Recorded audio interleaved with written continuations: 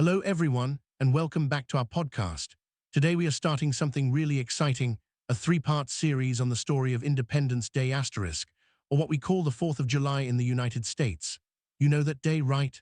The one with bright fireworks exploding in the night sky, families cooking burgers and hot dogs on the grill, kids waving little American flags, and everyone singing songs with huge smiles on their faces. It feels like pure joy and pride. But have you ever stopped and asked yourself, why do we celebrate this day? What really happened? Well, my friends, this is not just about parties and pretty lights. This is a true story of brave, ordinary people who got tired of unfair rules from a king far across the ocean. They stood up, took big risks, and fought for the idea that every person should be free to make their own choices. In my opinion, it is one of the coolest stories in history because it shows that regular folks, farmers, shopkeepers, moms and dads, can change the world when they work together. Over these three parts, we will travel back more than 250 years, meet real heroes, feel the cold wind of a Boston harbor, hear the angry shouts of crowds, and watch a brand new country being born. And the best part, you will learn English through this amazing real-life adventure, told in simple, clear, and friendly words. This is Part 1, the spark that started the fire asterisk, how life felt good in the beginning, but then unfair taxes and angry feelings slowly grew until people said, enough, sit back, relax, maybe grab a cup of tea or coffee, no taxes on that today, and let's jump into the story together. Ready? Here we go. Imagine the year 1750. Across the Atlantic Ocean, in a place called North America, there were 13 British colonies. These were like big neighborhoods belonging to Great Britain.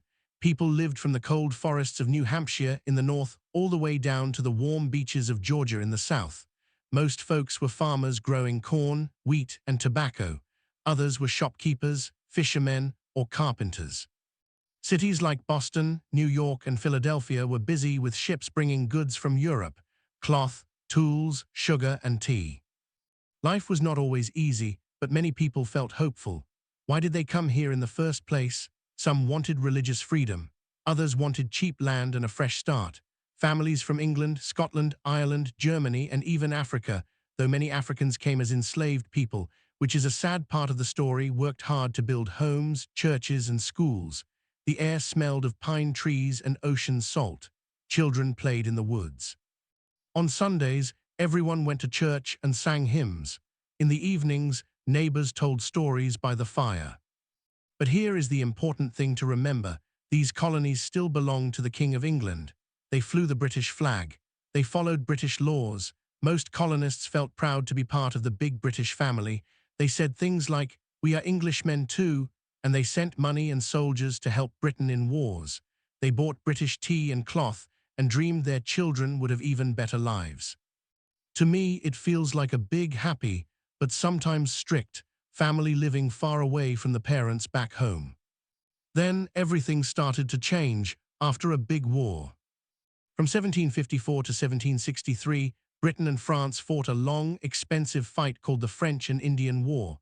They battled over who would control the land in North America. French soldiers and their Native American friends fought against British soldiers and the colonists. It was tough: muddy rivers, dark forests, surprise attacks. In the end, Britain won. They got huge new lands, people cheered, but there was one big problem: Britain was broke. The war cost a lot of money. The government in London had borrowed millions and now owed a mountain of debt. The king and his advisors looked across the ocean at the 13 colonies and thought, those Americans are rich and safe now because we protected them. They should help pay the bills. So starting in 1764, Britain began making new rules and new taxes. First came the Sugar Act. It put a tax on sugar, molasses, and other sweet things coming from other countries. The idea was simple: make the colonists buy more from British islands so Britain could earn money. But many colonists felt angry. Why should we pay extra? They asked. We already help by buying your goods. The real trouble exploded in 1765 with the Stamp Act ***. This one hurt everyone. Every piece of paper needed a special British stamp: newspapers, legal papers for buying land, even playing cards and diplomas from school. No stamp, no business. It was like the government reaching into your pocket every single day. Colonists were furious. They said, this is not fair. We have no one speaking for us in the British Parliament in London. How can they tax us when we cannot vote? That famous cry was born, no taxation without representation. I love this part because it shows how smart and brave the colonists were. They did not just complain quietly, they organized. In Boston and other cities, people formed groups called the Sons of Liberty.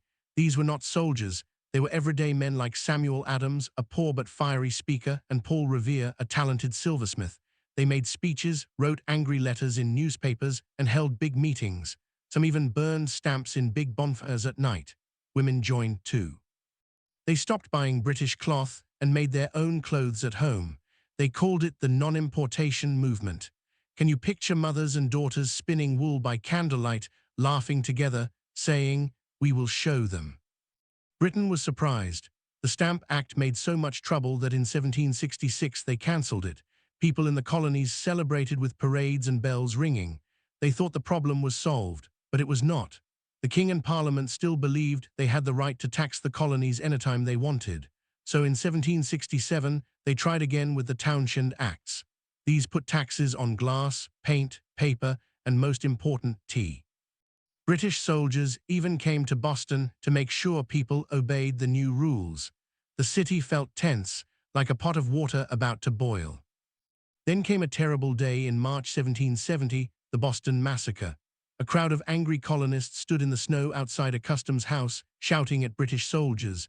They threw snowballs, rocks, and insults. The soldiers got scared. Without a clear order, they fired their guns. 5 colonists died. One was Crispus Attucks, a brave black man who worked on the docks. The news spread fast. Newspapers called it a massacre and printed dramatic pictures. Samuel Adams used the story to make more people angry at Britain. John Adams, his cousin and a smart lawyer, actually defended the soldiers in court because he believed in fair trials, but the damage was done. Trust between the colonies and Britain was breaking. For a few years, things calmed down a little. Britain removed most of the Townshend taxes, but they kept the tax on tea. It was like a small reminder, we are still in charge. Most colonists kept drinking tea from other countries to avoid the tax. But in 1773, Britain made a new law called the Tea Act. This one helped the giant British East India Company sell tea cheaper than anyone else, but colonists still had to pay the tax. It felt like a trick. Now here is where the story gets really exciting and dramatic. In Boston Harbor on a cold December night in 1773, 3 British ships sat full of tea. The governor said the tea must be unloaded and the tax paid. The people said no. On the evening of December 16, about 150 men, many from the Sons of Liberty, quietly dressed as Mohawk Native Americans to hide who they were. They boarded the ships. No one fought them. For 3 hours they worked by lantern light, throwing 342 heavy chests of tea into the dark, salty water, splash after splash. The tea was worth a fortune, more than $1 million in today's money, but they did not steal anything or damage the ships. They even swept the decks clean before leaving. The next morning, the harbor looked like a giant bowl of tea. The news flew to every colony. In New York and Philadelphia, people cheered. In Charleston, they did the same thing. To me, this Boston Tea Party was brilliant, not violent, but bold. It said, "We will not be treated like children who must obey without a voice." It showed courage mixed with cleverness. Britain was shocked and very angry. In 1774, they punished Boston hard with laws the colonists called the Intolerable Acts. They closed Boston Harbor until the tea was paid for. No ships in, no ships out. That meant no food or work for thousands of families. They changed the government so the king chose leaders instead of the people. They even allowed British soldiers to sleep in colonists' homes. It felt cruel. But something beautiful happened. The other 12 colonies said, "Boston is not alone." They sent food, money, and letters of support. In September 1774, leaders from all colonies met in Philadelphia for the First Continental Congress. They talked for weeks.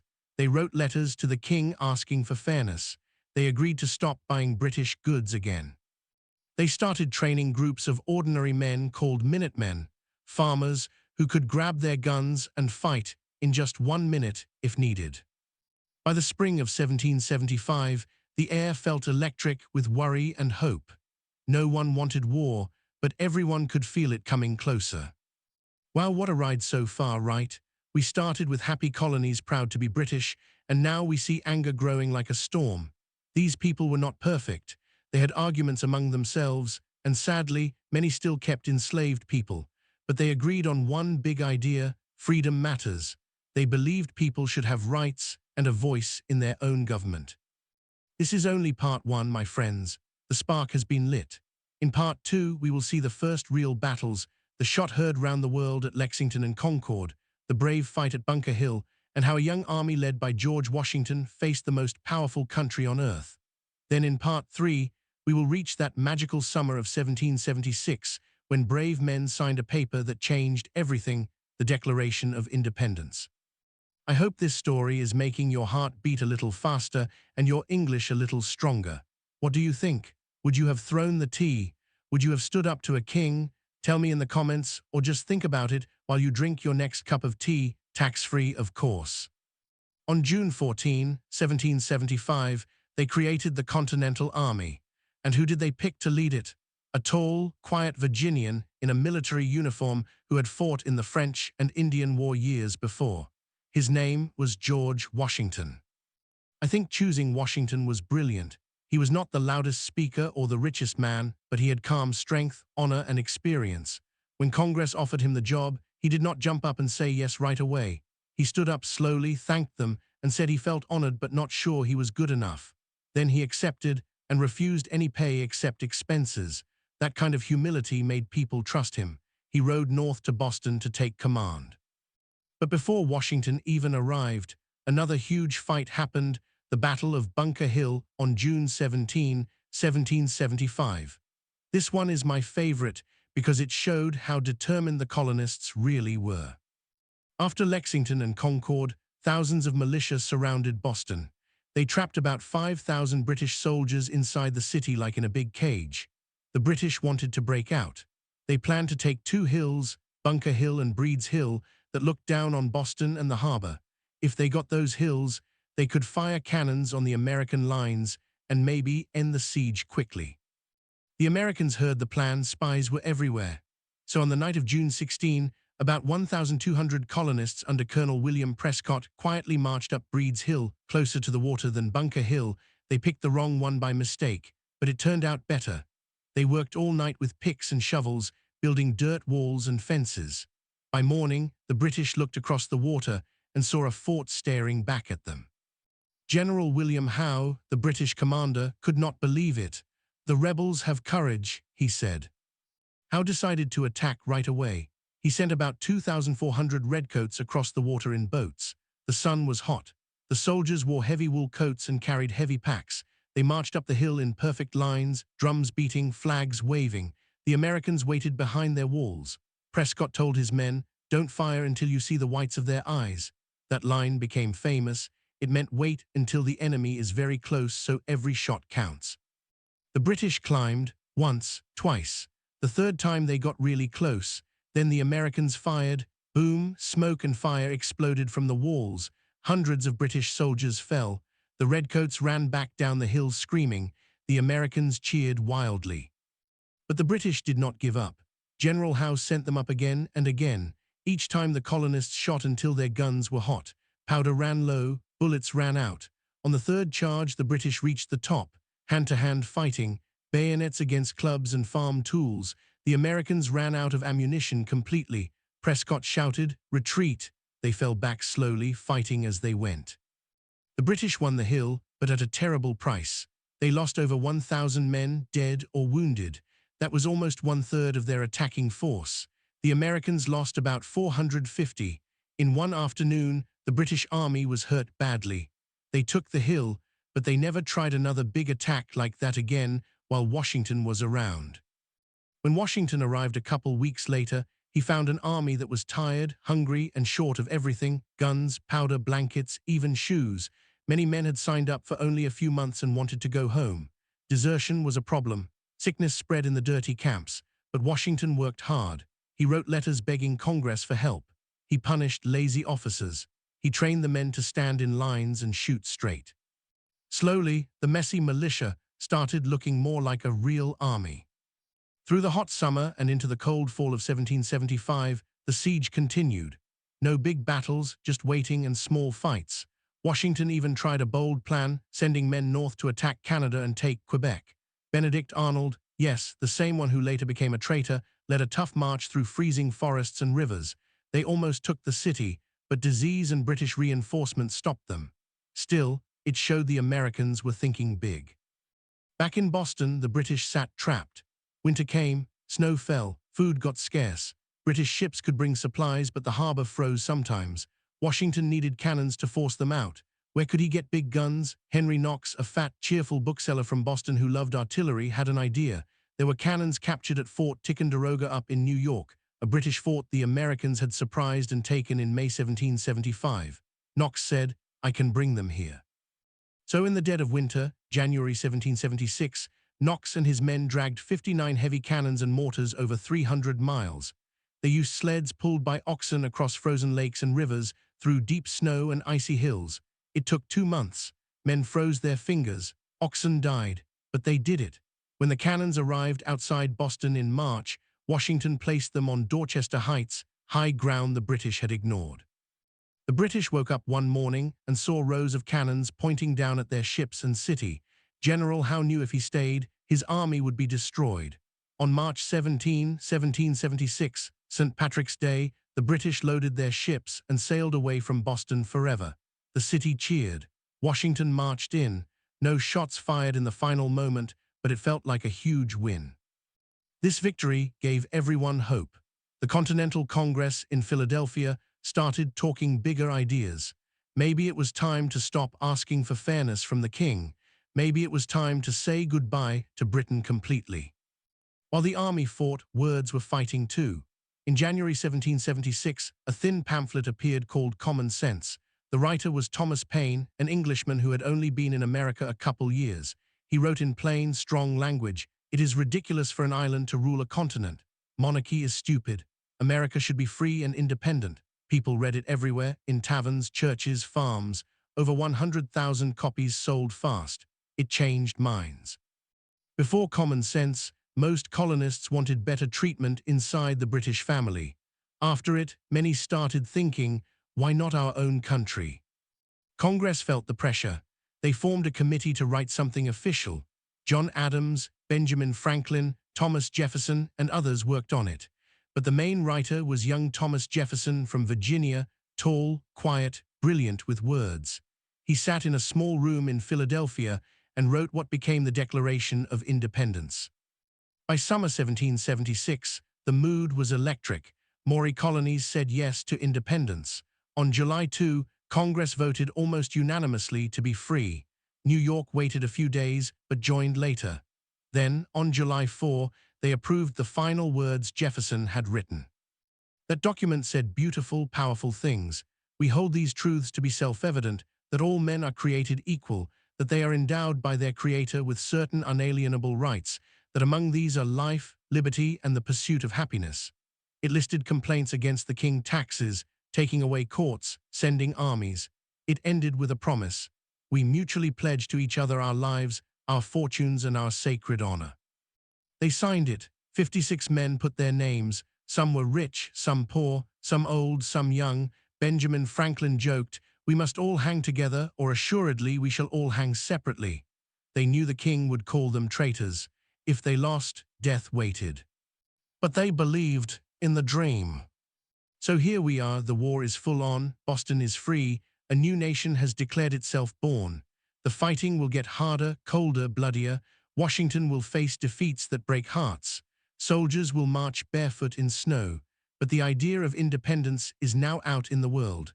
No going back. The story is heating up fast. In Part 3, we will follow the army through dark winters, surprise victories like Trenton and Princeton, help from France, the turning point at Saratoga, the terrible winter at Valley Forge, more battles, betrayal by Benedict Arnold, and finally that last big win at Yorktown. Then the peace, the celebrations, and how the 4th of July became our holiday of fireworks and freedom.